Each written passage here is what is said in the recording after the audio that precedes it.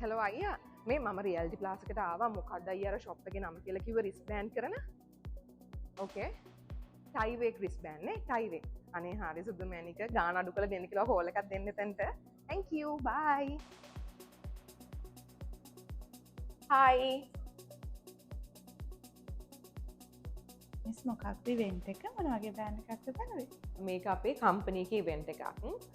රිස්බෑන්ඩ් එක අනිවාර්යයෙන්ම ඩියුරබල් වෙන්න ඕනේ ක්වොලිටි වෙන්න ඕනේ මොකද අපේ කම්පැනි එකේ CEOs ලා ඔක්කොම පිටරටින් තමයි අපේ ගෙස්ට් ඉන්වයිටිස්ලා එන්නේ ඔයා මොකක්ද කියන හොඳම බෑන්ඩ් එක මේ ටික නේද ඔයාලගේ තියෙන බෑන්ඩ්ස් වර්ග මට චුට්ටක් කියන්නකෝ මේ ඩීටේල්ස් ටිකක් මට ඇත්තටම එහෙම අයිඩියා එකක් නෑ ලොකුව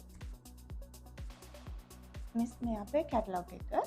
මේකේ ඩීටේල්ස් සේරම තියෙනවා මම මිස්ටර් මේ බෑන්ඩ් ගැන ඩීටේල්ස් ටික කියන්නම් මේ වන් ටයිම් යූස් කරන බෑන්ඩ්ස් මේක මෙමරි එකක් විදිහට යූස් කරන්න පුළුවන් බෑන්ඩ් එකක් මේක ෆැබ්‍රික් බෑන්ඩ් එක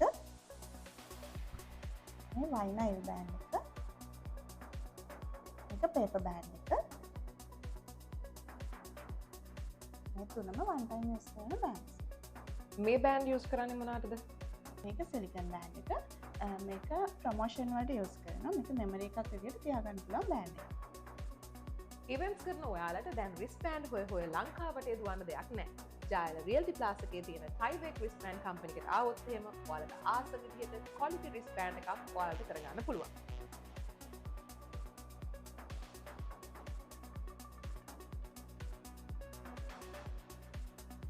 රිස්බෑන්ඩ් නම් ඉතින් ටයිවේක් තමයි.